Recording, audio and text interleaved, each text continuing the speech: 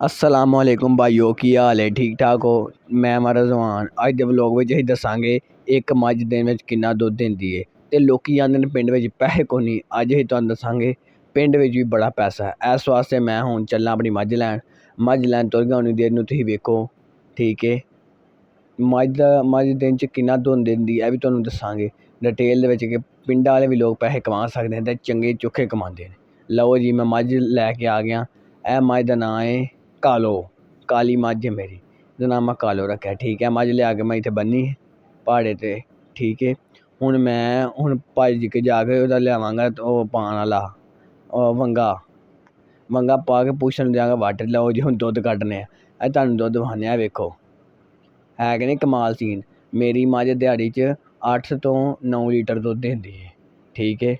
8-9 litre दुद्ध दिंदी है तो 1 लीटर दुद्ध किन्ने दा तुहानू अगे पता 200 रुपये लीटर रेट पे चलता है। तो 8 ना सिर्फ दिओ हाँ 200 की बनता है 8 तो नहीं 1600 रुपये का दिहाड़ी का मझ मेरी दुद्ध दिंदी है माशाल्लाह अल्लाह का शुक्र है ठीक है। तो लोग आंदे पिंड च पैसे कोई नहीं मेहनत करने वाला बंदा हो तो पिंड च भी बड़े पैसे वेख्या जे हुणे ड्रमी टक्कन बंद करने तो कल के व्लॉग च असीं मिलांगे। कल का व्लॉग साढ़ा शेरू के उत्ते वे कि शेरू नूं असीं की पाने ते की खुराक है ठीक है। अगर वीडियो अच्छी लगी हो तो लाइक कर दो सबसक्राइब कर दो ताकि असीं अच्छी वीडियो बनाइए साडा दिल खुश होए तो असीं मज़ीद काम करिए मेहनत करिए। तुहानूं